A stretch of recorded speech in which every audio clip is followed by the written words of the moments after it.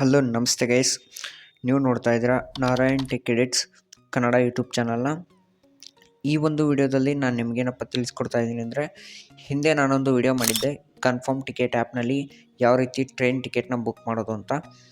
ಈಗ ಟ್ರೈನ್ ಟಿಕೆಟ್ನ ನಿಮಗೆ ಬೇಡ ಅಂದರೆ ಟ್ರೈನ್ ಟಿಕೆಟು ಅದನ್ನು ಯಾವ ರೀತಿ ಟ್ರೈನ್ ಟಿಕೆಟ್ನ ಕ್ಯಾನ್ಸಲ್ ಮಾಡೋದು ಅಂತ ಇವತ್ತಿನ ಒಂದು ವಿಡಿಯೋದಲ್ಲಿ ತಿಳಿಸ್ಕೊಡ್ತಾ ಇದ್ದೀನಿ. ಟ್ರೈನ್ ಟಿಕೆಟ್ ಕ್ಯಾನ್ಸಲ್ ಮಾಡೋದು ತುಂಬಾ ಸುಲಭ.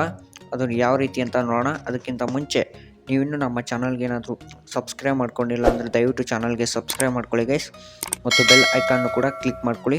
ಈಗ ವಿಡಿಯೋನ ಸ್ಟಾರ್ಟ್ ಮಾಡೋಣ ಬನ್ನಿ ಗೈಸ್. ಅದಕ್ಕಿಂತ ಮುಂಚೆ ನಿಮಗೆ ಟ್ರೈನ್ ಟಿಕೆಟು ಕನ್ಫರ್ಮ್ ಟಿಕೆಟ್ ಆ್ಯಪಲ್ಲಿ ಟ್ರೈನ್ ಟಿಕೆಟ್ ಬುಕ್ ಮಾಡೋದು ಅಂತ ಹೇಗೆ ಅಂತ ಒಂದು ವಿಡಿಯೋ ಮಾಡಿದ್ದೆ.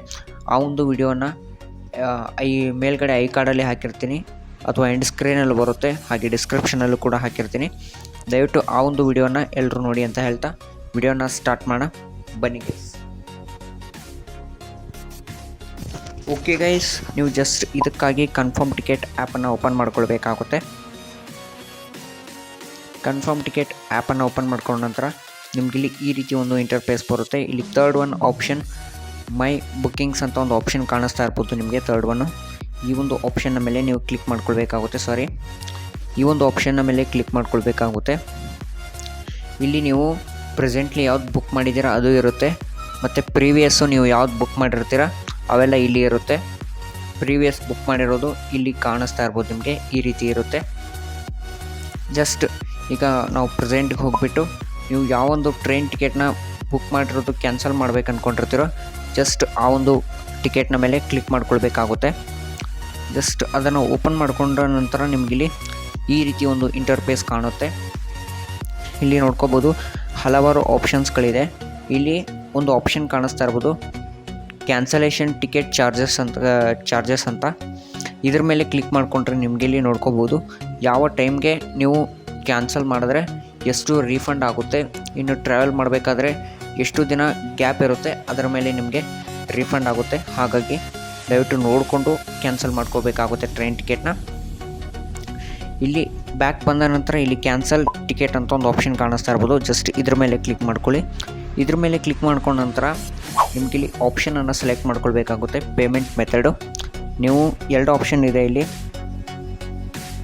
ನೀವು ಯಾವುದಕ್ಕೆ ಪೇಮೆಂಟ್ ಮಾಡಿದಿರೋ ಅದಕ್ಕೆ ಬರೋಕ್ಕೆ ಸ್ವಲ್ಪ ಟೈಮ್ ಹಿಡಿಯುತ್ತೆ, ಬಟ್ ಇಲ್ಲಿ 1-2 ದಿನ ಆಗ್ಬೋದು. ಬಟ್ ಇಲ್ಲಿ ಕನ್ಫರ್ಮ್ ಟಿಕೆಟ್ ವಾಲೆಟ್ ಅಂತ ಒಂದು ಆಪ್ಷನ್ ಇದೆ. ಜಸ್ಟ್ ಅದನ್ನು ಸೆಲೆಕ್ಟ್ ಮಾಡಿಕೊಂಡ್ರೆ ನೀವು ಕ್ಯಾನ್ಸಲ್ ಮಾಡಿದ ವಿತಿನ್ ಸೆಕೆಂಡ್ಸಲ್ಲಿ ನಿಮ್ಮ ಒಂದು ಪೇಮೆಂಟ್ ಅನ್ನೋದು ನಿಮ್ಮ ಒಂದು ಕನ್ಫರ್ಮ್ ಟಿಕೆಟ್ ವಾಲೆಟ್ಗೆ ಅನ್ನೋದು ಈಸಿಯಾಗಿ ಬಂದುಬಿಡುತ್ತೆ. ಇಲ್ಲಿ ನೀವು ಸೆಲೆಕ್ಟ್ ಮಾಡ್ಕೊಳ್ಬೇಕಾಗುತ್ತೆ.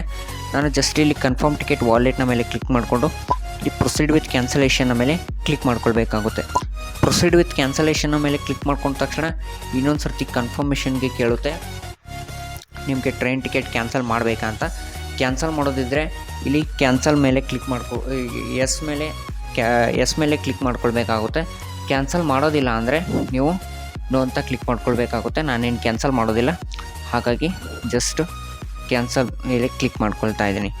ಕ್ಯಾನ್ಸಲ್ ಮಾಡೋದಿದ್ದರೆ ನೀವು ಅಲೋ ಅಂತ ಕ್ಲಿಕ್ ಮಾಡ್ಕೋಬೇಕು. ಕ್ಯಾನ್ಸಲ್ ಮಾಡಲ್ಲ ಅಂದರೆ ನೀವು ಜಸ್ಟ್ ಕ್ಯಾನ್ಸಲ್ ಅಂತ ಕ್ಲಿಕ್ ಮಾಡಿದ್ರೆ ನಿಮ್ಮ ಟ್ರೈನ್ ಟಿಕೆಟ್ ಕ್ಯಾನ್ಸಲ್ ಆಗೋದಿಲ್ಲ.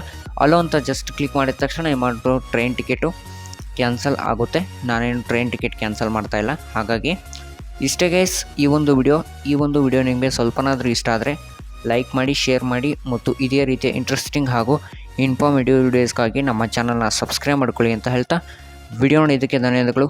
Thank you guys.